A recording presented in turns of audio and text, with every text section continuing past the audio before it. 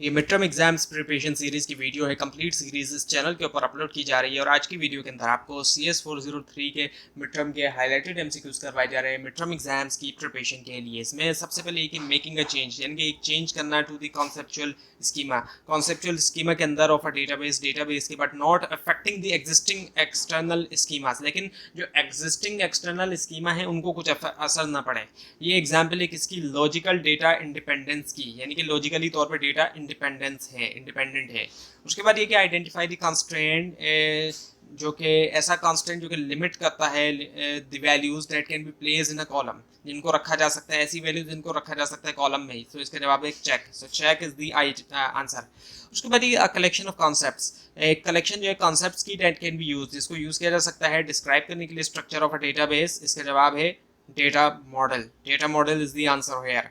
उसके बाद ये the dash of constant specify करता है, द डैश कांस्टेंट वो जो स्पेसिफाई करता है वेदर ईच एंटिटी, कि हर एंटिटी सुपर टाइप जो है occurrence must also be a member, वो जो मेंबर हो ऑफ एटलीस्ट वन सब टाइप एटलीस्ट एक सब टाइप की। सो वो है कंप्लीटनेस। उसके बाद ये database management system, operating system, applications and utilities are all example of, ये तमाम के तमाम एग्जांपल हैं कौन से सॉफ्टवेयर, किसकी? सॉफ्टवेयर की। एक्चुअली ये तमाम सॉफ्टवेयर्स की एग्जांपल हैं।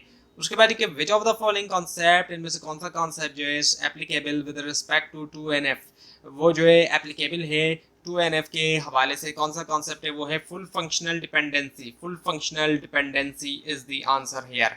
उसके बाद which of the following is true about relational schema, relational schema के बारे में इनमें से कौन सा ऑप्शन ट्रू है? वो है वैल्यूज आर एटॉमिक। उसके बाद ये अटैच रिलेशनशिप एग्जिस्ट, कौन सा रिलेशनशिप जो है वो एग्जिस्ट करता है when an association is maintain, जब एक एसोसिएशन मेंटेन की जाती है ना सिंगल एंटिटी, वो है यूनरी।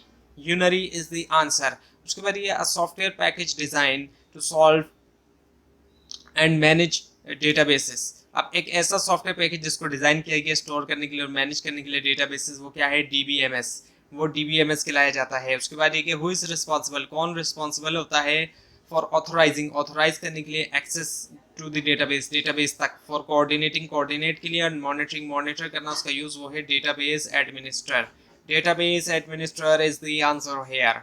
उसके बाद ये विच फीचर ऑफ डेटाबेस, कौन सा फीचर डेटाबेस का प्रोवाइड करता है conversion from inconsistent state of database, inconsistent state से लेकर डेटाबेस की टू अ कंसिस्टेंट स्टेट तक, ensuring minimum data loss, ensure करते हुए मिनिमम डेटा लॉस, वो है recovery service is the answer here. उसके बाद ये कलेक्शन ऑफ रिलेटेड डेटा, इस कलेक्शन जो है रिलेटेड डेटा की, ऐसा डेटा का रिलेटेड भी है, वो क्या है? वो है database is the answer here. उसके बाद ये collection of concepts that can be used to describe the structure of database, एक कलेक्शन जो है कॉन्सेप्ट की जिसको यूज करते हुए डिस्क्राइब किया जा सकता है स्ट्रक्चर डेटाबेस का, वो क्या है?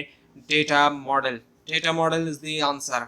उसके बाद ये सुपर की that does not contain a subset of attributes, एक सुपर की जिसके अंदर सबसेट नहीं है एट्रीब्यूट का, that is itself a super की, और जो वो खुद एक सुपर की है वो कहलाती है क्या? Candidate key. So candidate key is the answer here. उसके बाद ये which of the following concepts is applicable, कौन सा कॉन्सेप्ट एप्लीकेबल है विद रिस्पेक्ट टू 2NF के हवाले से? वो है full functional dependency is the answer here. उसके बाद ये कंसिडर टू सेट, दो सेट कंसिडर करें, A and B, A contain 2 element, A के 2 एलिमेंट है, बी के 3, how many element do their cartesian product contain? So वो है 6। सो यानी कि कितने एलिमेंट जो है वो कार्टेशियन प्रोडक्ट के अंदर हैं। और उसके बाद ये कि आइडेंटिफाई द ऑपरेशन आइडेंटिफाई करें which is not one of the parts of 5 basic sets operation in relational algebra, जो कि पार्ट्स में से नहीं है 5 बेसिक जो सेट ऑपरेशन है रिलेशनल अलजेब्रा में, वो है ज्वाइन इज द आंसर। उसके बाद ये description on particular collection of data, description जो है पार्टिकुलर कलेक्शन ऑफ डेटा के ऊपर यूजिंग डेटा मॉडल, वो क्या है? आंसर इसका स्कीमा।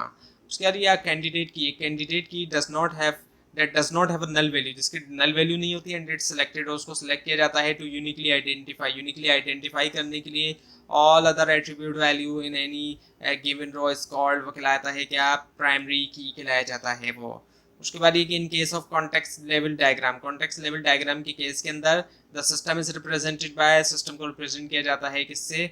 वन प्रोसेस एटलीस्ट, उसके बाद ये a dash is used to maintain, एक डैश जो है वो यूज़ किया जाता है मेंटेन करने के लिए कनेक्शन जो है between the users of the data type database system, तो वो है फाइल सर्वर। उसके बाद कि विच ऑफ द फॉलोइंग इनमें से कौन सा ऑप्शन जो है नॉट अ कंपोनेंट, वो कंपोनेंट नहीं है डीएफटी का, वो है रिलेशनशिप बिटवीन एक्सटर्नल एंटिटी।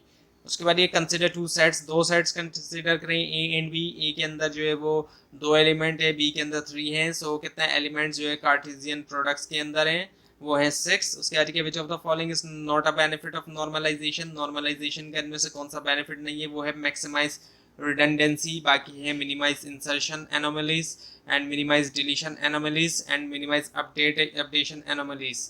तो ये थी आज की video.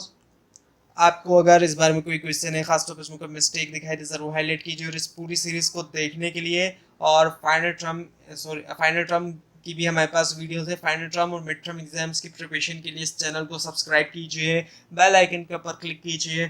Thanks for watching this video and best of luck for your exam.